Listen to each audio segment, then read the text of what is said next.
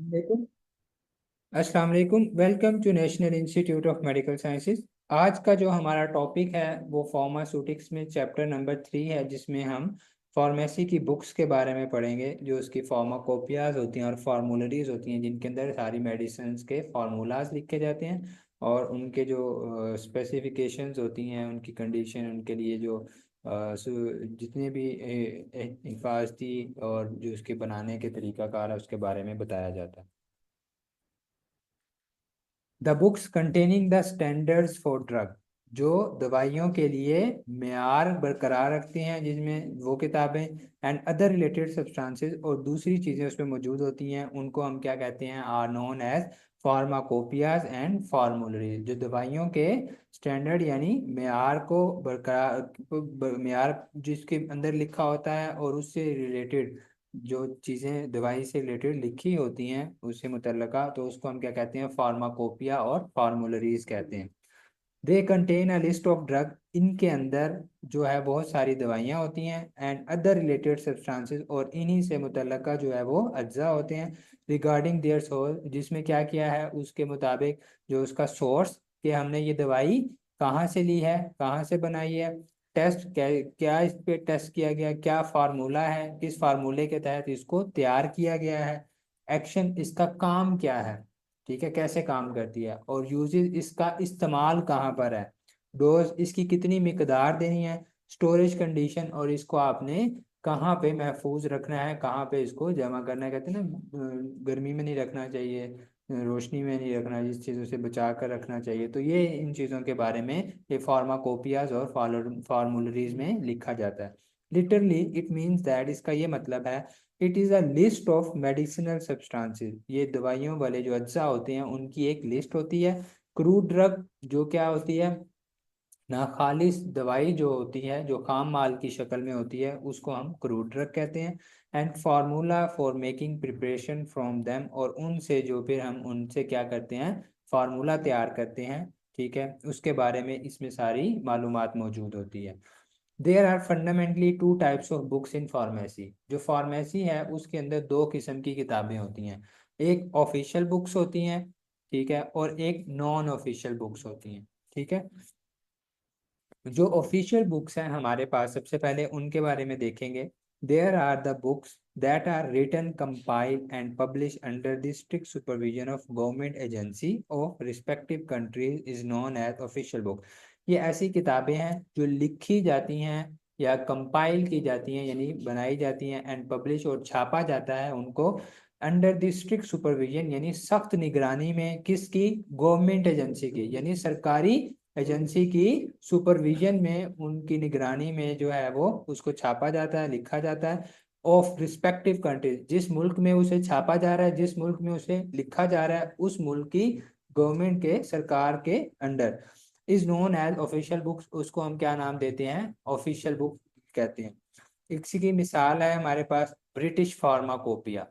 British pharmacopoeia का मतलब यहाँ पर क्या है, ये एक ऐसी किताब है जो ब्रिटिश गवर्नमेंट की सुपरविजन में लिखी गई है या छापी गई है। दूसरा, ब्रिटिश फार्मास्यूटिकल कोडेक्स, ये भी ऐसी किताब है जो बरतानिया की गवर्नमेंट की सुपरविजन में लिखी गई है या छापी गई है। ब्रिटिश नेशनल फार्मूलरी, ये इसमें फार्मूलाज के लिए लिखा गया है, ये भी बरतानिया की ही गवर्नमेंट की सुपरविजन में, निगरानी में छापी गई है या लिखी गई है। यूनाइटेड स्टेट फार्माकोपिया, यानी अमेरिका की गवर्नमेंट में जो लिखी गई है उसकी निगरानी में। नेशनल फार्मूलरी, जो हमारे पाकिस्तान का जो नेशनल कौमी फार्मूलरी है उसके बारे में है। पाकिस्तान फार्माकोपिया, जो पाकिस्तान की गवर्नमेंट की निगरानी में लिखी गई है, छापी गई है। उसके बाद इंटरनेशनल फार्माकोपिया, ये कहते हैं जो मुख्तलिफ मुल्कों की आपस में मिलकर किताब जो लिखी गई है उसको इंटरनेशनल फार्माकोपिया यानी बैन अवी फार्माकोपिया जिसको हम कहते हैं। ये हमारे पास 7 जो है ये ऑफिशियल बुक्स हैं फार्मेसी के अंदर। इनको वन बाय वन हम देख लेते हैं कौन कौन सी हैं। फिर इसके बाद हमारे पास कुछ नॉन ऑफिशियल भी हैं, जैसे वो ऑफिशियल थी अब नॉन ऑफिशियल है। There are the these are the books which are written, compile and publish locally, जो कि लोकली जो है वो छापी जाती है और लिखी जाती है, उन किताबों को हम क्या कहते हैं, यानी बगैर गवर्नमेंट की इजाज़त के, बगैर उनके वो उनकी निगरानी में जो लिखी जाती है उसको हम क्या कहते हैं, non official book. Which are use as secondary reference sources for drug, जो कि सेकेंडरी सोर्स यानी दूसरा जो है वो जरिया किस चीज़ का, ड्रग को बनाने का, ठीक है। एंड अदर रिलेटेड सब्सटेंसेस, और उससे रिलेटेड उससे मुतल्लका जितने भी अज्जा हैं उनके बारे में उसमें लिखा जाता है। एग्जाम्पल इसकी है Remington pharmaceutical sciences, Merck index, applied and clinical pharmacology by Katzung, और ट्यूटोरियल फार्मेसी। ये चार किताबें जो हैं ये नॉन ऑफिशियल बुक्स में आती हैं। उसके बाद ऑफिशियल बुक्स में हमारे पास सबसे पहले थी ब्रिटिश फार्माकोपिया, यानी बरतानिया में जो लिखी गई थी। British pharmacopoeia is the most abundantly used pharmacopoeia. ये वो फार्माकोपिया है जो वो मोस्ट अबेंडेंटली का मतलब क्या है, बहुत ज़्यादा इस्तेमाल किया जाता है, ठीक है, इन द वर्ल्ड, पूरी दुनिया में। टुडे, आज, इट इज़ मोस्टली यूज, ये इसलिए ज़्यादा इस्तेमाल होता है because of their up to date monograph, कि इसका जितना भी मोनोग्राफ है रिगार्डिंग द ड्रग, दवाइयों से मुतल्लिक, तो वो क्या है, अप टू डेट है, बिल्कुल लेटेस्ट। जैसे कहते हैं मोबाइल का बिल्कुल लेटेस्ट मॉडल जो है उसमें हर चीज़ होती है, तो इसी तरह इसमें भी जो भी नई चीज़ रिसर्च होती है, जो भी नई मेडिसिन आती है, वो इसमें ऐड कर दी जाती है। The fundamental responsibility of British Pharmacopoeia, जो बुनियादी जिम्मेदारी थी ब्रिटिश फार्माकोपिया की, is on the General medical Council which was given to it in 1858। जो जर्नल मेडिकल काउंसिल है उसने 1858 में ये सारी जिम्मेदारी किसको दी, ब्रिटिश को दी, कि बुनियादी फार्माकोपिया को दी, कि आपने जो भी लेटेस्ट अपडेट होगी वो दवाइयों के मोनोग्राफ के बारे में वो आपने यहाँ पर इसमें लिखनी है। This books contain following data, ये बुक जो है इसके अंदर दर्ज झेल जो है वो मवाद लिखा गया है, दर्ज झेल मवाद इसमें मौजूद है। कौन कौन सी, कंप्लीट मोनोग्राफ ऑफ ड्रग, दवाई की जो हर डिटेल है वो उसमें है। क्वालिटी कंट्रोल, के उसके म्यार को कैसे कंट्रोल करना है, क्वालिटी को यकीनी कैसे बनाना है। और फार्मास्यूटिकल प्रोडक्शन सेक्शन, और फार्मास्यूटिकल इंडस्ट्रीज, जो दवाइयाँ बनाने वाली फैक्ट्रियाँ हैं और उनके अंदर जो दवाइयाँ बनाने वाली जगह है, उनमें उसकी क्वालिटी को और उनके म्यार को कैसे यकीनी बनाना है।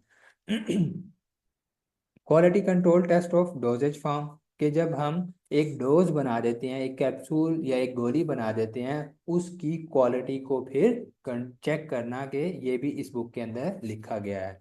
Identification and analytical test of drug, के दवाइयों का पता चलाना कि ये कौन सी दवाई है और ये कैसे बनी हुई है, उसके बारे में भी इसमें सारा लिखा गया है।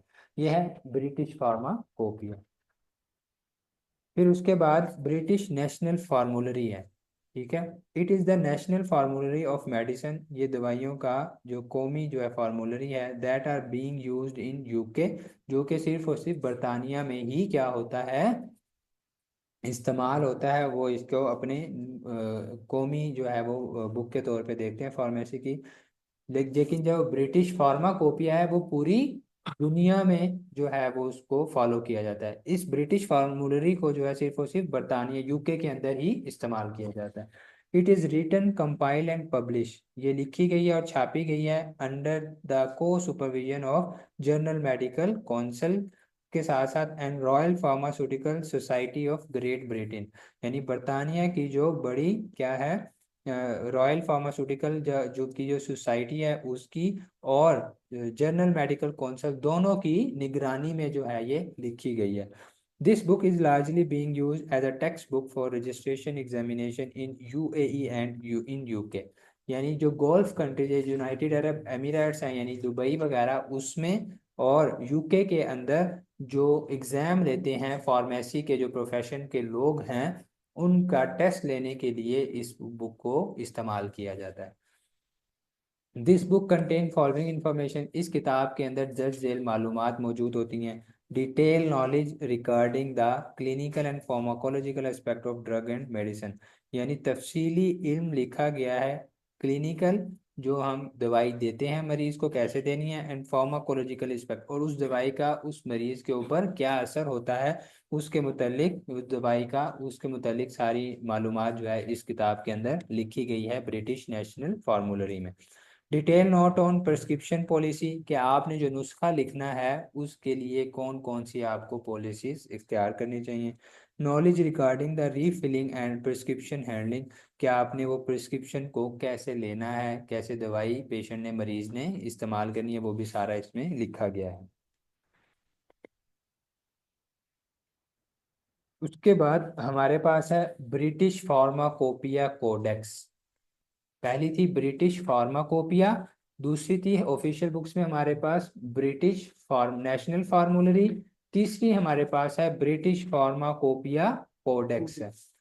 इन 1903 1903 में फर्स्ट टाइम पहली बार द रॉयल फार्मास्यूटिकल सोसाइटी, जो ये जो रॉयल कहते हैं शाही, ठीक है, फार्मास्यूटिकल सोसाइटी थी किसकी, ग्रेट ब्रिटिश अजीम बरतानिया की, रियलाइज दैट उसने ये महसूस किया the importance of an other pharmacopoeia, कि हमें ब्रिटिश फार्माकोपिया जो पहली किताब थी उसके अलावा हमें उसी तरह की एक और किताब की ज़रूरत है, which is specially made for medical practitioner and dispensing pharmacists। यानी ये उनके लिए लिखी जानी थी जो कि एमबीबीएस डॉक्टर्स हैं, यानी मेडिकल प्रैक्टिशनर्स हैं जो प्रैक्टिस करते हैं, एंड डिस्पेंसिंग फार्मासिस्ट, और उन फार्मासिस्ट को जो कि मेडिसिन देते हैं पेशेंट्स को, उनके लिए उसने सोचा कि इनको अलग से एक इनके लिए बुक होनी चाहिए, उसको उन्होंने नाम दे दिया British pharmacopoeia codex. This book contain the knowledge, ये किताब रखती है इल्म एंड आर्टिकल, और इस पे जो है वो आर्टिकल लिखा होता है ऑन द फॉलोइंग इशू, दर्ज झेल मसाइल पर, ऑफ फार्मास्यूटिकल साइंसेज, दवाइयों के जो साइंस है उसमें उसके मसाइल पर।